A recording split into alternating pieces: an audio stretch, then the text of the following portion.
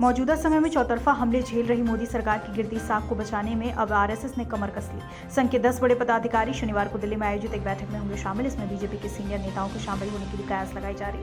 संघ प्रमुख डॉक्टर मोहन भागवत, दत्तात्रेय होसबले, कृष्ण गोपाल, सुरेश सोनी और भाजपा के केंद्रीय संगठन मंत्री बीएल संतोष सहित कई बड़े नेता दिल्ली पहुंच चुके हैं। प्रधानमंत्री मोदी ने शुक्रवार को council of scientific and industrial research की बैठक की अध्यक्षता की। मोदी इसमें वीडियो कॉन्फ्रेंसिंग के जरिए जुड़े। कहा, आज भारत सतत विकास और क्लीन एनर्जी के क्षेत्र में दुनिया को रास्ता दिखा रहा। प्रधानमंत्री ने कहा कि पहले कोई खोज दुनिया के दूसरे देशों में होती थी तो भारत को उसके लिए कई साल इंतजार करना पड़ता था, लेकिन आज देश के वैज्ञानिक दूसरे देशों के साथ कंधे से कंधा मिलाकर चल रहे हैं। भारतीय रिजर्व बैंक की मौद्रिक नीति समिति की 3 दिवसीय समीक्षा खत्म। शुक्रवार सुबह आरबीआई के गवर्नर शक्तिकांत दास ने मौद्रिक नीति समीक्षा को पेश किया। मॉनेटरी पॉलिसी की घोषणा के अनुसार रिजर्व बैंक ने नीतिगत दरों में कोई बदलाव नहीं किया। वर्चुअली समीक्षा के दौरान आरबीआई गवर्नर शक्तिकांत दास ने कहा, मॉनेटरी पॉलिसी ने एक मत से ब्याज दरों में कोई बदलाव नहीं करने का फैसला किया। बीजेपी के 1, 2 नहीं बल्कि 33 विधायक ऐसे हैं जो दोबारा सत्तासीन तृणमूल कांग्रेस में जाना चाहते हैं। चुनाव के पहले टीएमसी से भी 33 विधायक ऐसे थे जो बीजेपी में शामिल हो गए थे। इनमें से 13 को पार्टी ने टिकट दिया। दावा किया जा रहा है कि 33 विधायक तो टीएमसी के संपर्क में ही हैं। इसके अलावा बीजेपी के राष्ट्रीय उपाध्यक्ष मुकुल रॉय के बेटे शुभ्रांशु भी तृणमूल ज्वाइन करना चाहते हैं। प्रधानमंत्री नरेंद्र मोदी ने गुरुवार रात अमेरिकी उपराष्ट्रपति कमला हैरिस से बातचीत की। न्यूज एजेंसी के मुताबिक ये बातचीत हैरिस की पहल पर हुई। बातचीत के दौरान दोनों देशों के रिश्ते मजबूत करने पर हुआ विचार। इस दौरान मोदी ने कोरोना के हालात सुधारने पर हैरिस को भारत आने का न्योता दिया।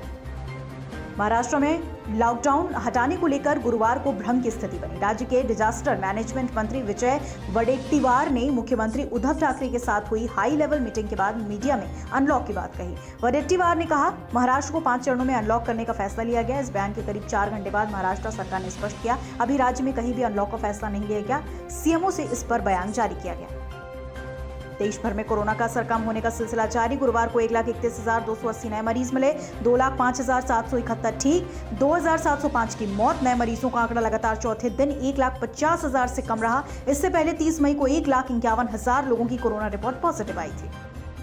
दुनिया में एक बार फिर कोरोना के मामले बढ़ते नजर आ रहे। बीते दिन दुनिया में 4,89,890 कोरोना संक्रमितों की पहचान। इस दौरान 10,952 लोगों की संक्रमण की वजह से मौत। सबसे ज्यादा मामले भारत में आए सामने। यहां 1,33,00,000 लोगों की कोरोना रिपोर्ट पॉजिटिव और 2,897 लोगों की मौत।